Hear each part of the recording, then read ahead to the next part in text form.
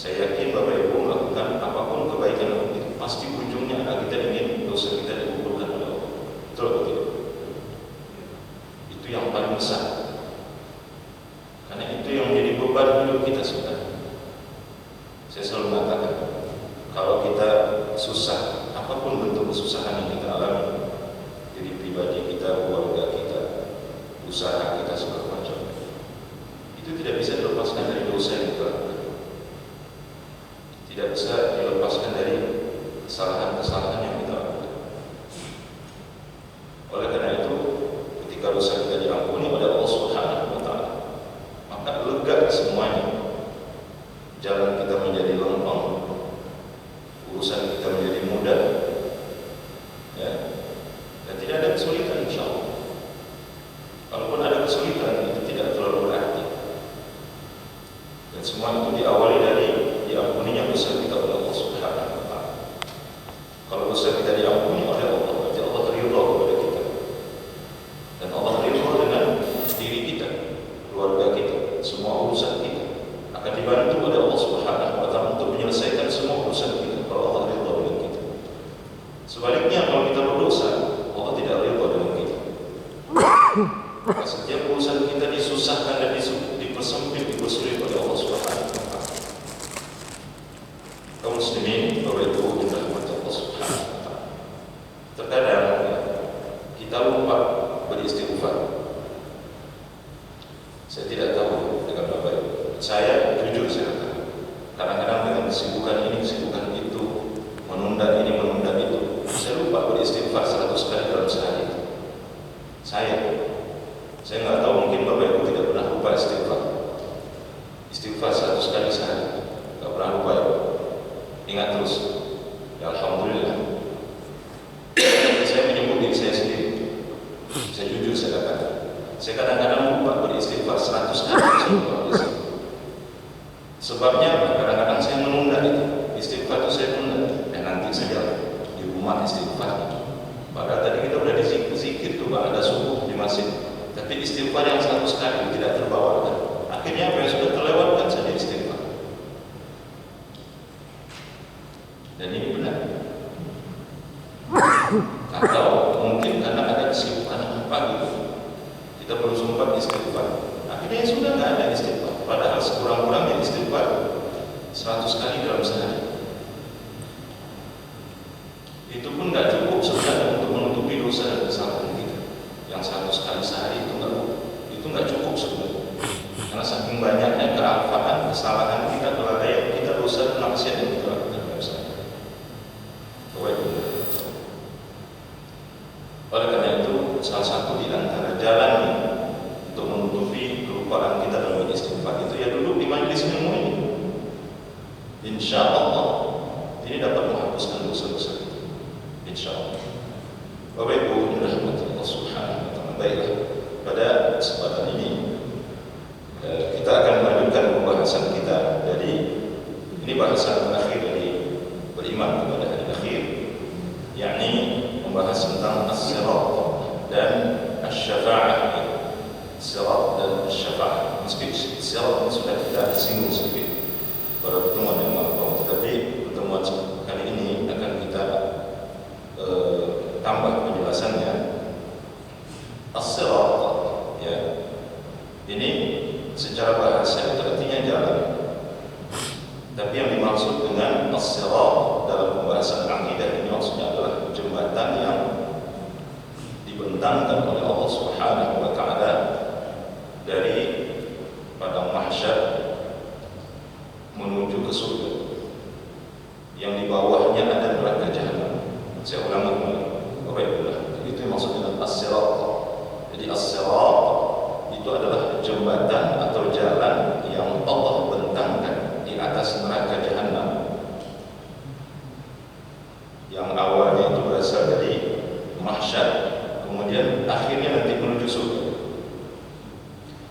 Dan as-sirat ini tidak akan dilewati kecuali oleh orang-orang yang masih ada tauhid dalam hatinya, kecuali dia seorang muslim.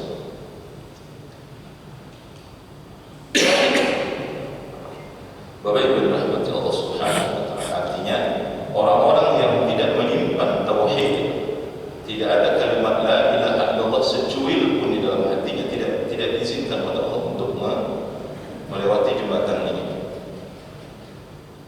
seperti orang-orang musyrik, orang-orang kafir, ya, orang-orang ateis. Pokoknya mereka-mereka yang tidak ada keyakinan kepada Islam sedikit pun, atau mereka mungkin ada keyakinan terhadap Islam tapi dirusak oleh kesyirikan yang ada dalam hati mereka. Maka mereka yang mati, mereka yang muslim, mungkin seumur hidup dia muslim, tetapi dia melakukan kesyirikan dan dia tidak bertobat kepada Allah, mati dalam keadaan syirik, ini sama seperti mati kafir. Orang-orang seperti ini itu tidak akan diizinkan oleh Allah melewati jembatan. Makanya kita nggak tahu, makanya hati-hati dalam kehidupan kita sehari-hari. Kita, ya karena kesyirikan itu terlalu banyak di tengah-tengah kita. Kalau ada dari kita yang terlibat berbuat syirik, ya kita nggak tahu apakah dari kita yang berbuat syirik ini sempat bertobat atau tidak, atau jangan-jangan mati dalam keadaan syirik. Maka ada kemungkinan orang-orang yang kita salatkan di tengah-tengah kita ini, mereka ini mati dalam keadaan syirik, bisa jadi. Tapi kita kan tidak tahu. Nah, mereka ini walaupun disolatkan itu nggak mempan buat mereka, tidak ada syafaat untuk mereka, dan mereka tidak diizinkan untuk meniti jembatan. Karena orang-orang yang diizinkan oleh Allah melewati jembatan ini adalah orang-orang muslim, walaupun mungkin amal ibadah mereka tidak ada, atau amal ibadah mereka sangat minim, dosa-dosa mereka begitu banyak, tapi kalimat la ilaha illallah masih ada di dalam hati mereka. Mereka diizinkan oleh Allah untuk menyeberangi neraka jahanam melewati as-sirat. Wabillahi Allah subhanahu wa ta'ala. Katakanlah seperti orang-orang munafik misalnya, kalau mereka masih ada di dalam hati mereka tauhid, akidah itu, mereka diizinkan untuk melewati as-sirat. Kaum muslimin, Bapak Ibu yang dirahmati Allah Subhanahu wa taala. Hadis Nabi yang kita bacakan pada pertemuan yang lalu dari sahabat Abu Hurairah radhiyallahu anhu, hadis ini diriwayatkan oleh Bukhari Muslim. Yutrabu as-siratu baina dhahrai jahannam. Dibentangkan as-sirat itu di atas punggung neraka jahanam. Fa aqulu ana wa ummati wa ana manjizuha.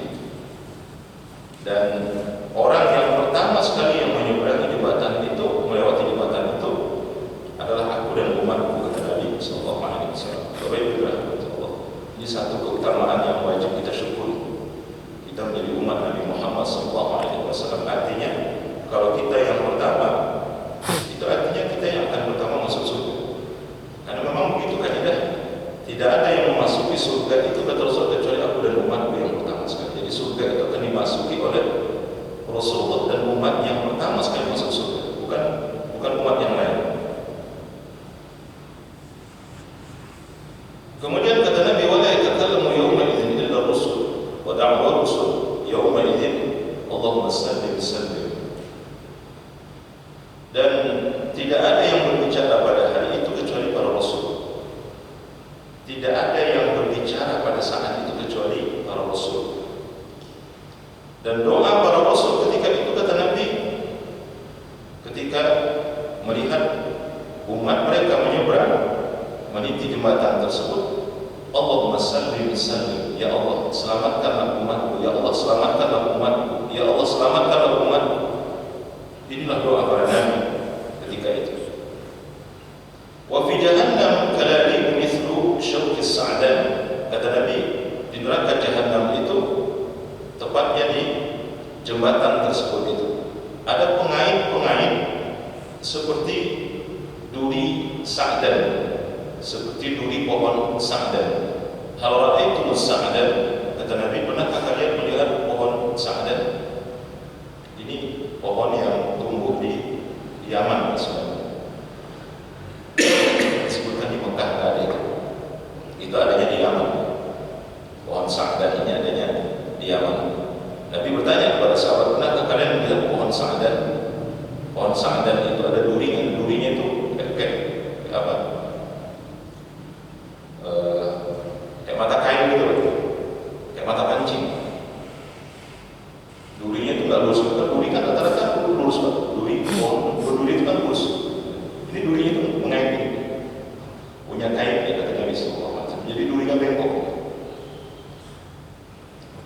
Sahabat menjawab, qalu na'am ya Rasulullah. Iya, kami pernah melihat pohon sa'dan dan kami tahu duri sa'dan. Kata Nabi, qala innaha mithlu syauki sa'dan. Nah, pengait yang ada di as-sirat itu, kata Nabi, itu seperti duri pohon sa'dan yang kalian lihat. Ghairu annahu la ya'lamu ma qadra 'idhamiha illallah. Tidak ada yang mengetahui betapa besarnya pengait tersebut kecuali hanya Allah Subhanahu wa taala. Bentuknya seperti duri pohon sa'dan, kata Nabi, tapi besarnya hanya Allah yang tahu. Besarnya pengait itu maksudnya pengait yang ada di jembatan as-sirat itu. Jadi disediakan oleh Allah pengait, dan pengait itu dia bergerak berdasarkan perintah Allah Subhanahu wa taala. Dia tidak digerakkan oleh siapa-siapa.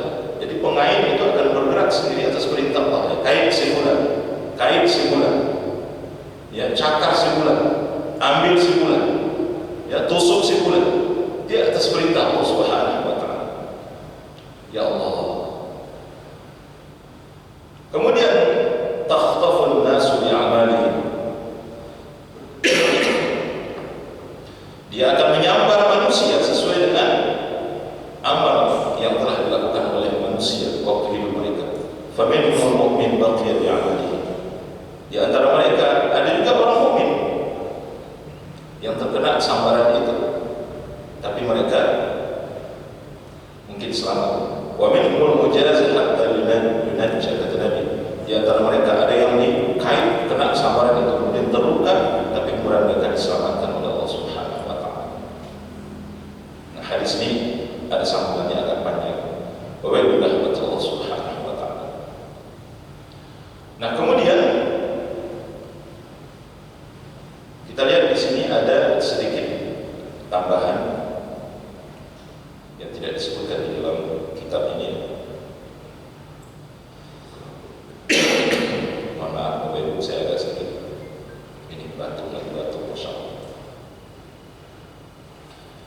Nabi SAW dalam hadis menyebutkan al-mu'min 'alaiha qat-tarfi wal barq. Ya, afwan. Ini ada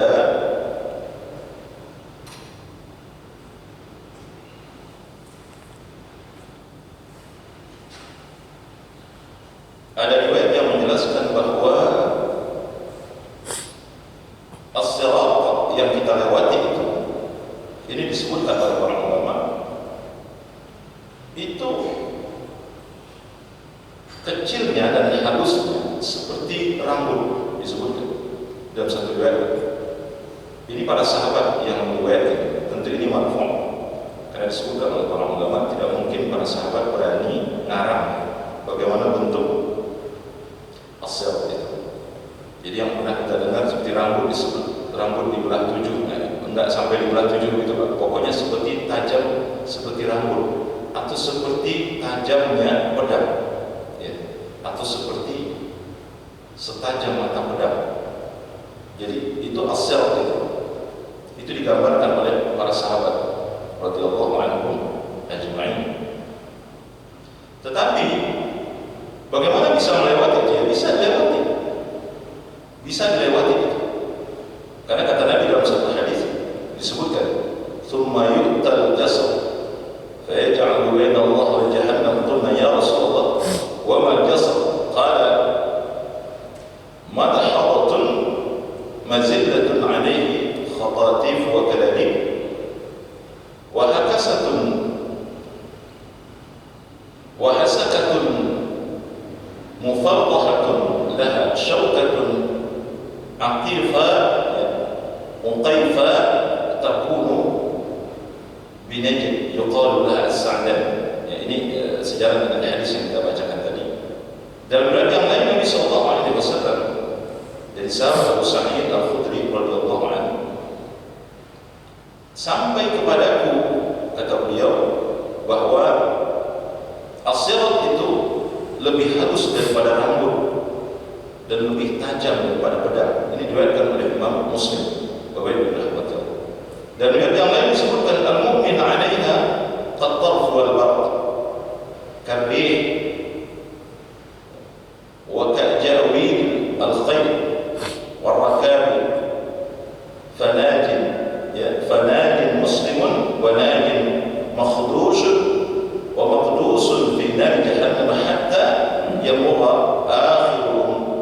yuhsabu sahban. Kata Nabi sallallahu alaihi wasallam, orang mukmin berada di atas sirat. Ini menjelaskan tentang bagaimana cara orang-orang mukmin berada di atas as-sirat ketika mereka meniti as-sirat atau ketika mereka berada di atas as-sirat. Kata Nabi sallallahu alaihi wasallam, ada di antara mereka yang secepat kedipan mata. Ya. Ada di antara mereka yang secepat kedipan mata. Ada di antara mereka yang secepat kilat. Ini kita sampaikan pada pertemuan yang lalu. Kemudian ada di antara mereka secepat angin berhembus. Ada di antara mereka secepat kencangnya lari kuda. Kuda yang amat kencang larinya. Dan ada di antara mereka yang secepat seseorang yang mengendarai kendaraan. Maka ada yang selamat setelah tertatih-tatih, dan ada pula yang dilempar ke dalam neraka. Mereka yang paling terakhir merangkak secara pelan-pelan. Jadi itu keadaan yang paling bawah digambarkan oleh Nabi sallallahu alaihi wasallam. Jadi ada orang yang di atas as-sirat itu digambarkan oleh Nabi sallallahu alaihi wasallam. Itu yang paling akhir itulah mereka tidak mampu lagi berdiri. Tidak mampu berdiri, akhirnya mereka merangkak. Mungkin kita hubungkan dengan bagaimana menghubungkannya dengan jembatan sehalus rambut atau setajam mata pedang. Ya Allah ma'adam Islam. Ini perkara wajib. Ini yang disebutkan oleh Syekh Shalih Fauzan. Banyak hadis-hadis yang menjelaskan tentang hal ini. Itu nggak masuk akal. Riwayat-riwayat yang menjelaskan tentang hal ini nggak masuk akal. Oleh karena itu kita wajib mengimani setiap perkara-perkara wajib yang Allah dan Rasul sebutkan di dalam hadisnya, walaupun ini tidak masuk akal. Tidak masuk akal. Dan keadaan mereka itu kata Nabi sallallahu alaihi wasallam dalam hadis yang lain, "Faminhum man yuwaqu bi'amalihi wa minhum yukhaddaru thumma yanju." Di antara mereka ada yang binasa disebabkan oleh amal mereka, dan di antara mereka ada yang terpincir dan kemudian dia diselamatkan. Jadi kita selamat atau tidak di as-sirat itu, ini sangat bergantung dengan amal kita waktu di dunia ini. Sangat bergantung. Ya, kalau banyak amal baik kita, insya Allah kita akan selamat, masuk dalam kategori yang disebutkan oleh Nabi sallallahu alaihi wasallam tadi. Tapi kalau kita justru banyak amal keburukan kita, banyak amal keburukan dari diri kita, bisa jadi kita tidak akan selamat wa'alaikumsalam, dan kita berlindung kepada Allah Subhanahu wa ta'ala. Kemudian hadis yang terakhir terkait dengan as-sirat ini, Ahmad bin Zaid, beliau berkata, aku bertanya kepada Ammar bin Dinar, "As-sami'ta Jabir bin Abdullah yuhaddithu an Rasulillah sallallahu alaihi wasallam?" Ya. Oh, ini terkait dengan syafaat. Bapak Ibu rahmat Allah Subhanahu wa ta'ala. Jadi sekali lagi dijelaskan oleh Syekh Shalih Fauzan, keselamatan kita di atas as-sirat yang ada di akhirat kelak itu sangat ditentukan sehebat apa kita meniti agama waktu di dunia ini. Jadi sebaik apa kita menerima agama yang telah ditinggalkan oleh Nabi sallallahu alaihi wasallam, semakin baik kita menerima agama dan mengamalkan agama ini, maka akan semakin baik pula jalan kita di atas as-sirat itu. Tapi kalau kita tidak meniti agama ini sebagaimana mestinya, maka akan sulit bagi kita akan meniti as-sirat di akhir. Beliau menyebutnya agama ini adalah jembatan ma'nawi, kata beliau. Di dunia ini agama itu adalah jembatan ma'nawi, sedangkan as-sirat di akhir itu adalah jembatan hakiki. Jembatan hakiki. Kalau di dunia ini agama kita kan tidak meniti seperti kita meniti jembatan, tapi sebenarnya kita sedang meniti di atas agama ini. Apakah kita berhati-hati di dalam beragama ini atau tidak? Kita mengambil agama ini sebagai jembatan yang menyampaikan kebaikan kita ke akhirat atau tidak? Atau kita menjadikan agama ini sebagai barang mainan, tidak serius beragama? Itu akan terlihat nanti. Maka orang yang mengambil agama sehingga dia meniti agama ini dengan benar, dengan baik, sesuai dengan petunjuk Nabi SAW, maka ini tanda insyaallah dia akan selamat ketika meniti as-sirat di akhirat. Tapi kalau dia tidak berhati-hati dalam meniti agama waktu di dunia ini, artinya dia tidak mengambil agama ini sebagaimana mestinya, tidak mengambil bagian dari agama yang ditinggalkan oleh Nabi SAW ini, maka ada harapan dia akan kesulitan nanti ketika meniti as-sirat di akhirat. Wal'iyadzubillah. Bapak Ibu rahmat Allah Subhanahu wa taala.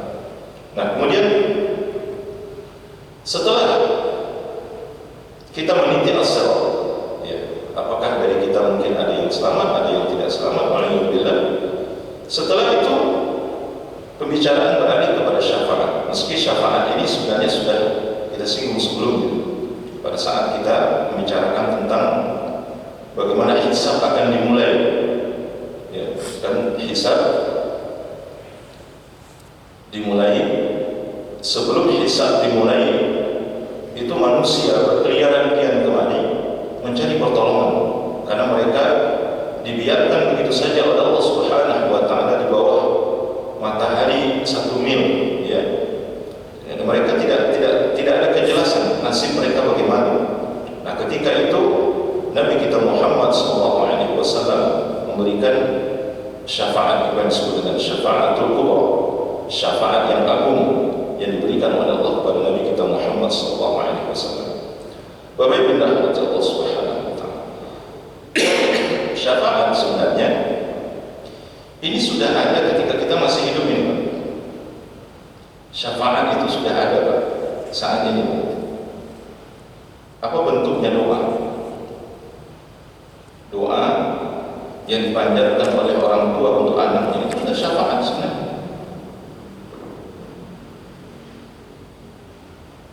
Bisa jadi anak ini celaka, tapi kalau didoakan oleh orang tuanya dia selamat. Saya ambil satu contoh.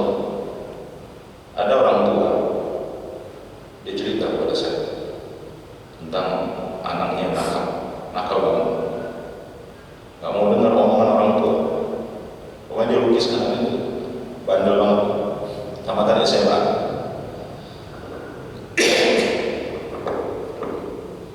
Terus saya kasih satu tips ya, Pak. Saya katakan, Bapak udah pernah belum berdoa kepada Allah Subhanahu wa taala secara sungguh-sungguh untuk anak Bapak? Udah, Ustaz. Seberapa sungguh Bapak berdoa?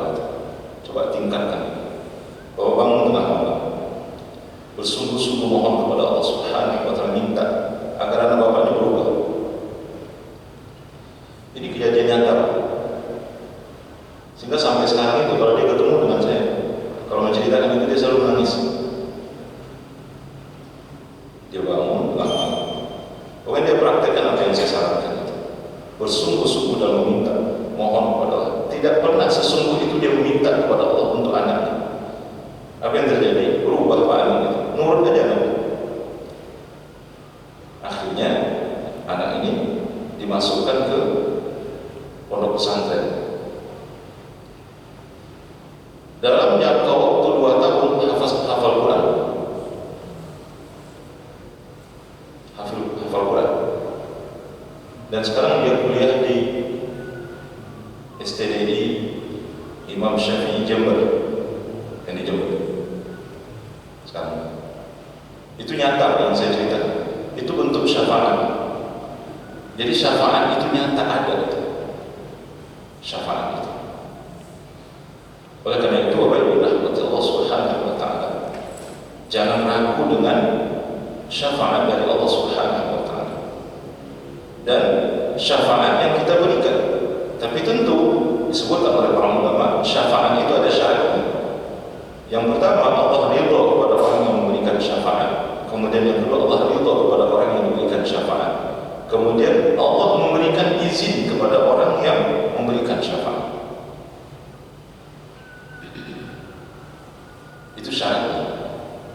Dan itu benar-benar terjadi gitu. Sehingga ketika orang tua berdoa, Allah ridho kepadanya dan Allah ridho kepada anak ini. Ya paling kesalahan itu selama dia tidak berbuat syirik kepada Allah. Karena orang yang tidak diridhoi itu orang yang berbuat syirik. Itu pasti tidak diridhoi oleh Allah. Tapi kalau dia mungkin melakukan dosa-dosa selain dari dosa syirik, itu masih ada kemungkinan diridhoi oleh Allah Subhanahu wa taala. Kemudian yang ketiga, orang yang memberikan syafaat atau orang yang menginginkan orang yang akan dia tolong itu dapat izin dari Allah.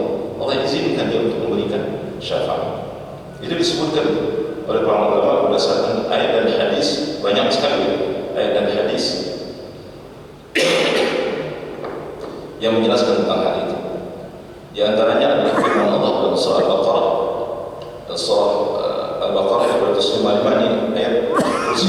Man dzalladzi yashfa'u 'indahu illa bi'idnih. Siapakah yang dapat memberikan syafaat di sisi Allah tanpa izinnya? Jadi artinya kalau tidak diizinkan oleh Allah, tidak ada yang bisa memberi syafaat. Demikian pula dalam surah Taha ayat 109 misalnya, yauma idzin la tanfa'u syafa'atu illa man adzina lahu ar-rahman wa radiya lahu qawlan. Pada hari ini kata Allah, tidak berguna syafaat kecuali syafaat orang-orang yang telah diizinkan oleh Allah yang Maha Pemurah dan dia telah meridhai perkataannya. Artinya tidak ada yang bisa memberi syafaat baik di dunia ini maupun di akhirat kelak kecuali atas izin Allah. Wala tanfa'u syafa'atu 'indahu illa liman adzina Allah lahu. Illa liman adzina lahu. Dalam surah Saba ayat 23 Allah sebutkan, dan tiadalah berguna syafaat di sisi Allah melainkan bagi orang yang telah diizinkan oleh Allah untuk memperoleh syafaat tersebut.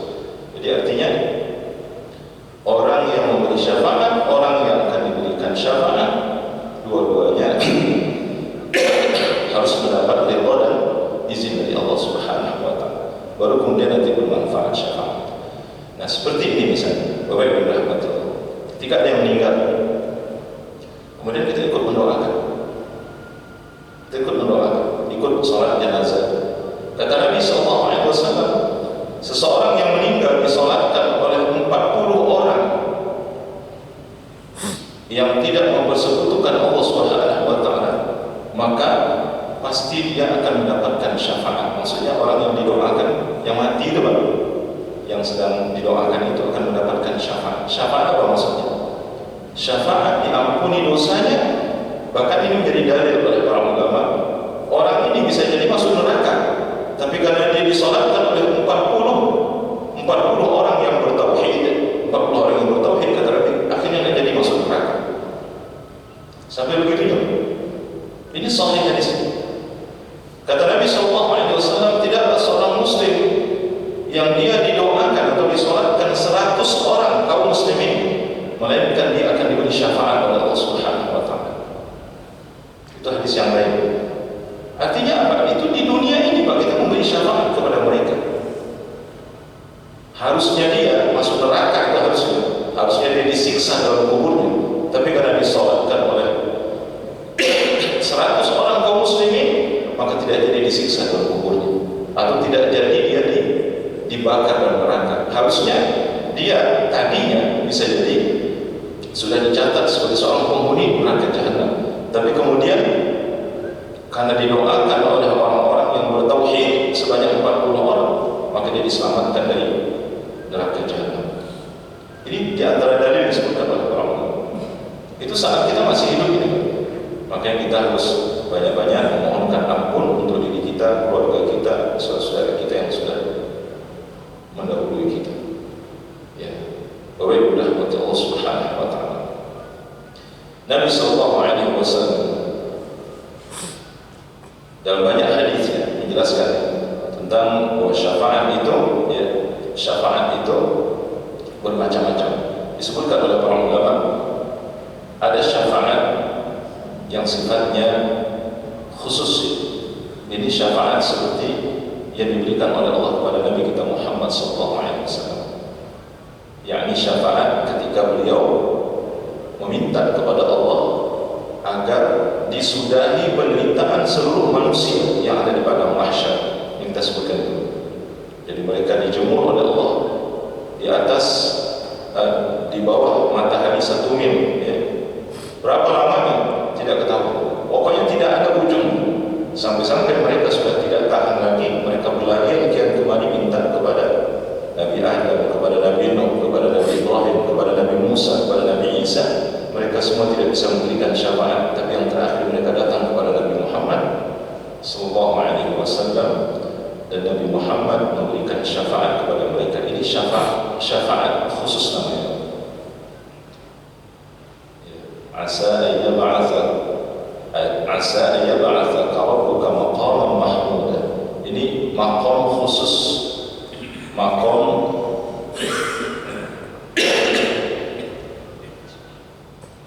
ini maqam khusus untuk Nabi kita Muhammad sallallahu alaihi wasallam. Asa ayyab'atsa maqaman mahmuda, ayyab'atsa rabbuka maqaman mahmuda. Mudah-mudahan Rabbmu mengangkatmu kepada maqam yang terpuji. Maksudnya maqam yang tidak pernah diberikan kepada siapapun kecuali kepada Engkau. Ini maqam mahmud dalam surah Al-Isra ayat 79 Allah sebutkan. Wabillahi Allah subhanahu wa ta'ala. Kemudian ada lagi syafaat khusus yang diberikan kepada Nabi sallallahu alaihi wasallam, seperti syafaat Nabi sallallahu alaihi wasallam kepada orang-orang yang berdosa besar, ya, orang-orang yang melakukan dosa besar. Nabi sallallahu alaihi wasallam menyebutkan syafaatku, kata Nabi sallallahu alaihi wasallam, itu ditujukan kepada umatku yang melakukan dosa-dosa besar. Ini salah satu di antara kekhususan Nabi sallallahu alaihi wasallam. Juga syafaat khusus itu diberikan kepada Nabi ketika Nabi memberikan syafaat kepada pamannya.